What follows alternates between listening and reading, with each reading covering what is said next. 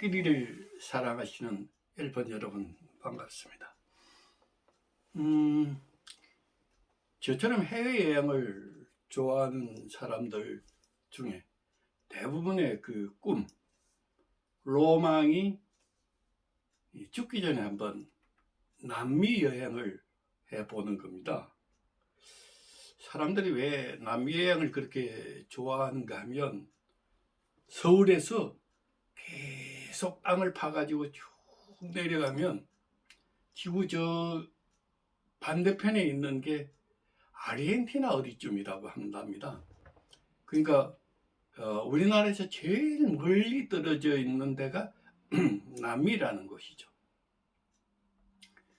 그리고 남미는 우리하고 계절도 반대고 우리가 볼 수 없었던 어떤 풍광이나 문화가 참으로 다채롭습니다. 그런데도 불구하고 거리가 너무 머니까 한 번 오가는데 시간이 너무 걸립니다. 아직까지 국적기가 없기 때문에 편도에만 한 30시간 전으로 걸리거든요. 저는 2021년 설날 다음 날 와이프와 함께 한 달 예정으로 남미 여행을 떠났습니다.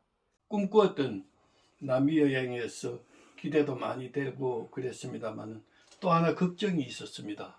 뭔가 하면 저는 고산병을 쉽게 앓는 그런 어떤 체질입니다.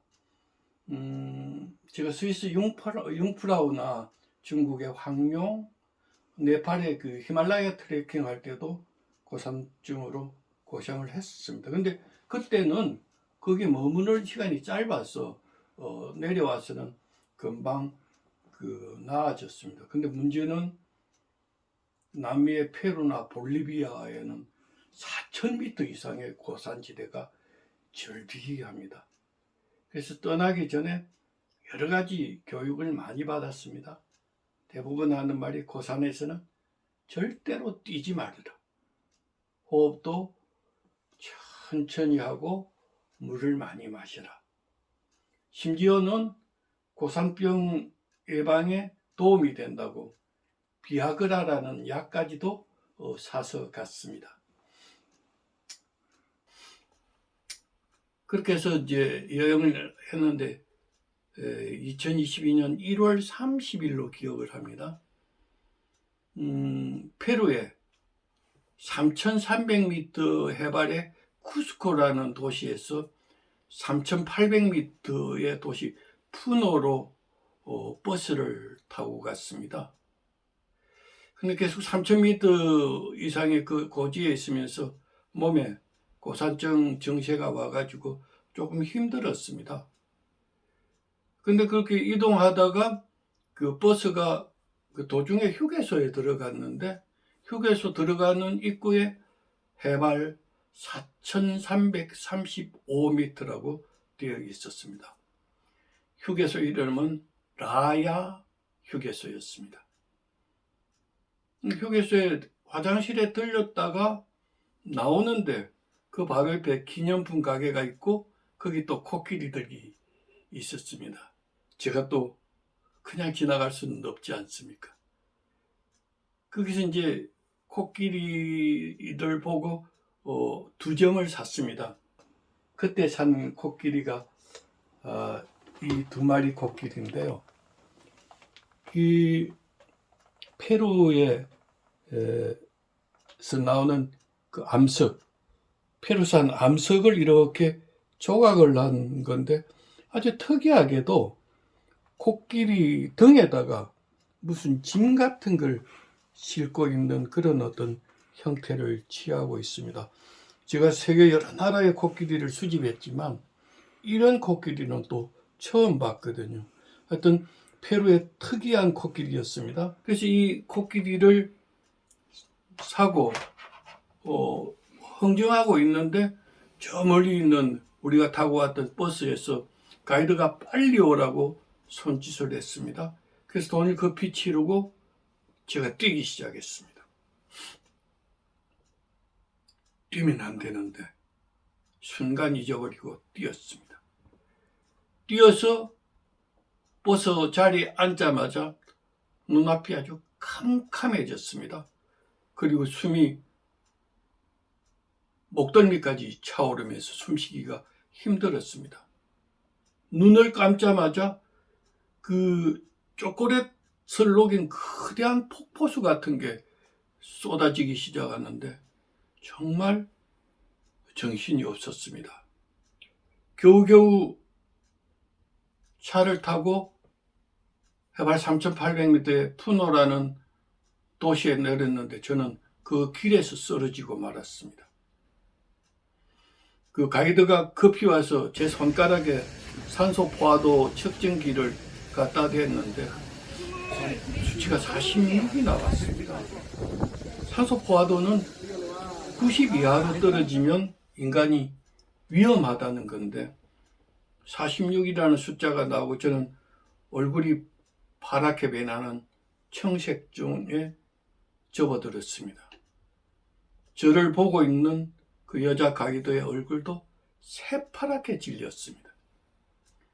급히 차를 불러서 저는 병원으로 실려갔고 응급실에 들어가서 산소호흡기를 쓰고 처치에 들어가기 시작했습니다.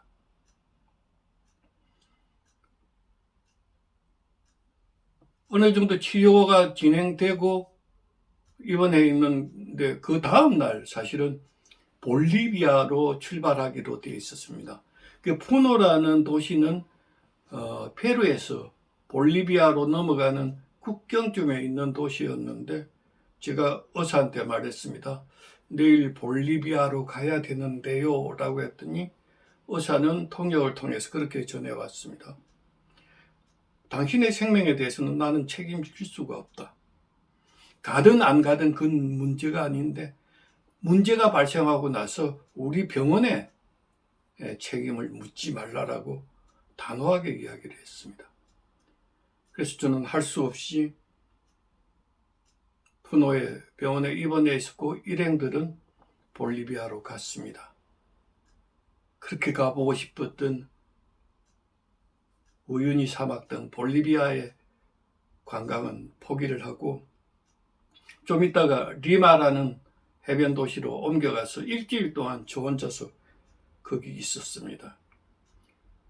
그리고 일주일 후에 이제 일행들하고 만나서 칠레로 여행을 떠났습니다. 지금 생각하면 정말 산소 포화도 46에 접해서 죽을지도 모르는 상황에서 그런 데서도 또 코끼리를 구했고 그때 목숨을 걸고 수집했던 코끼리, 이 두 마리의 페루산 코끼리는 아직도 우리 집 상상 갤러리에 잘 보관되고 있습니다.